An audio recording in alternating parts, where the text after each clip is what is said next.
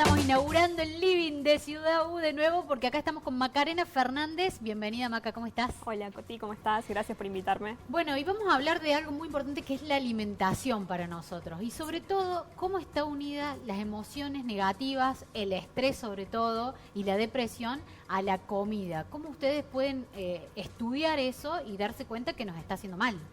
Bueno, el consumo de alimentos está muy relacionado con los estados emocionales que nosotros pasamos. O sea, estamos tristes, estamos contentos. Si nos ponemos a pensar en los festejos, solemos comer mucho más de lo que comemos habitualmente.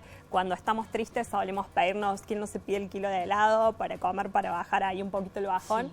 Bueno, lo que hicimos con la doctora Angelina Pilati del IPSI CONICET UNC y el doctor Ricardo Pautasi del Instituto Ferreira de CONICET es un trabajo en donde evaluamos en jóvenes adultos de 18 a 30 años ciertas conductas que están relacionadas con un consumo adictivo de los alimentos ultraprocesados, ¿sí? ¿Qué les preguntamos? Les preguntábamos si tenían situaciones de consumo descontrolado en donde no podían cortar con ese consumo, si tenían síntomas de estrés y depresión. Si está relacionado que cuando me siento triste le doy a un paquetito de galletas y no puedo parar. Exacto. Maca, nos sorprendió un dato especial que dice que el 14% de los adultos tienen alguna relación complicada con la alimentación y hasta adicción con la comida. Exacto, es muy importante esto porque la adicción a los alimentos no está muy estudiada, ¿sí? En Argentina de hecho no hay estudios previos al nuestro y en ese sentido es un factor de riesgo para el desarrollo de obesidad. Es importante recordar que Argentina tiene uno de los mayores índices de obesidad en Latinoamérica e incluso en los niños, ¿sí? Entonces es muy importante empezar a estudiar este tipo de conductas que son, como dijimos, un factor de riesgo. Me llama la atención porque si el 14% de los adultos padecemos adicción a la comida, también eso se enseña en casa, ¿o no?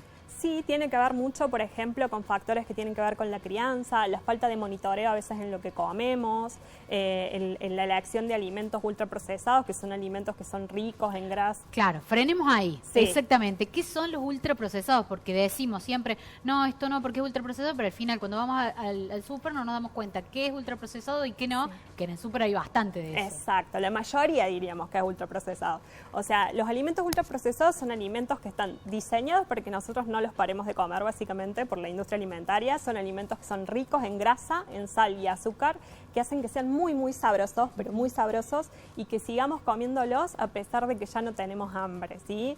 Estos alimentos podemos mencionar los snacks como las papas fritas, las gaseosas, la comida rápida, los lomitos, lo más cordobés que tenemos.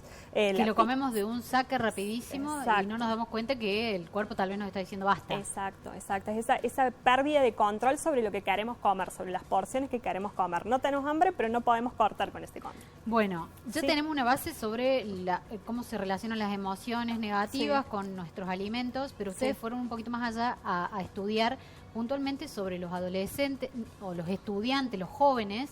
¿Qué relación tienen eso, el estudio, las emociones y la comida? ¿Qué vieron allí? Bueno, es muy importante cuando estudiamos este tipo de conductas como la alimentación y el desarrollo de adicción a los alimentos, ¿en qué edad lo vamos a estudiar? Los jóvenes están justo en una etapa de mucha vulnerabilidad porque están saliendo de sus casas, eligiendo qué quieren comer, empezando a cocinar, muchos empezando a cocinar. Las demandas de la vida universitaria son muy grandes, la vida social, algunos que también empiezan con su vida laboral. Entonces, congeniar todo esto, qué como, cómo lo como y cuándo lo como, y responder a todas estas demandas que tienen, a veces generan muchas situaciones de estrés y depresión porque no pueden responder. En ese aspecto nosotros encontramos que estos jóvenes que tenían mayores niveles de depresión y estrés tendían a tener más episodios de consumo descontrolado de este tipo de alimentos ultraprocesados y lo utilizaban como una especie de automedicación para manejar esas emociones. Por ejemplo, si yo estoy a punto la noche anterior de rendir un examen al otro día y digo, bueno, me voy a comprar una Coca-Cola gigante para tomarla toda la noche y mantenerme despierto.